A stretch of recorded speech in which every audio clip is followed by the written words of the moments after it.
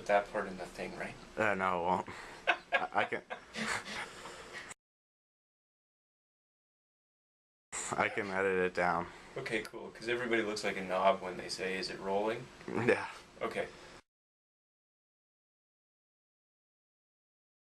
Sarah Rayner is a professor at Wake Forest in the mathematics department, and she also works in nonlinear dispersive partial differential equations.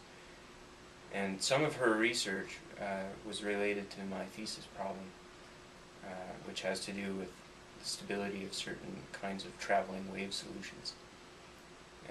So the reason that I ended up coming to Wake Forest was largely because she's here and she was interested in working with me on problems related to my thesis project and problems that are related to things that she's done in the past.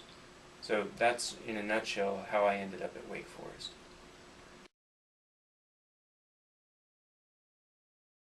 If I swear or something by accident. Yeah, that's not a problem. Okay. You can leave that in there, I mean, if you want. Yeah, differences between Wake Forest and the University of Toronto. Well, I mean, for one thing, Wake Forest is in the United States, and the United States is very different from Canada. It's, there's a whole different bureaucracy to deal with down here. Things that you don't think about when you move, like, you have to go and set up a bank account, but you can't set up a bank account sometimes if you don't have things like a social security number. I just got my social security number last week. Things like that. It's just a really different bureaucracy, like I said, that you have to deal with. In terms of the universities, the University of Toronto has about 50,000 students at it, and I'm used to teaching classes that have between 100 and 150 students. And at Wake, Wake Forest has about 5,000 students, and the classes that I have are of about 25 people. I think I'm still sort of adjusting or learning to figure out how to leverage that size.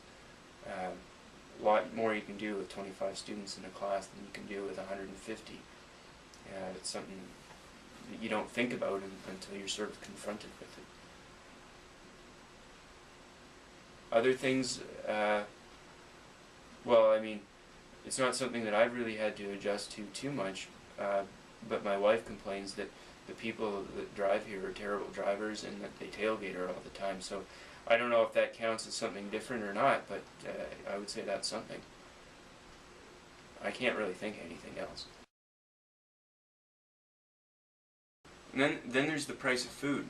I almost forgot to talk about that. Food here is way more expensive than it is in Canada, even in Toronto. It was a funny thing. We went to the store one day just after we moved here to buy peppers, and a single red pepper cost $3, where in Canada you might pay 95 cents for it.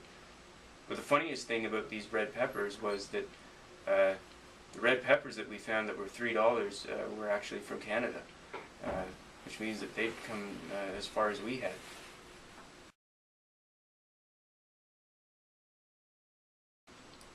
So do I feel welcome at Wake Forest? Yeah, absolutely. I think this has been probably one of the most welcoming places I've been to. Yeah, so far I've been welcomed not just by the faculty but by the students as well. It's been really great, and I think my wife has felt very similarly about it.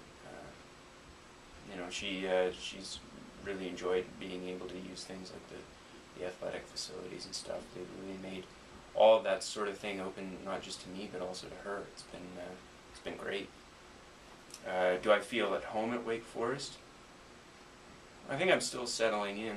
There's still things we're getting used to here, but I think for the most part I feel pretty much at home.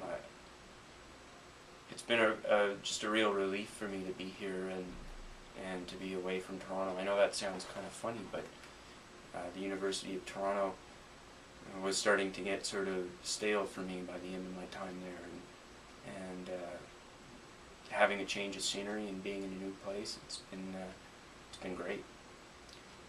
Is there anything I would change about Wake Forest? it's hard to say because I've only been here for a couple of months, but I think the only thing that I would change about Wake Forest isn't really something I would change about Wake Forest. It's something I would change about where Wake Forest is.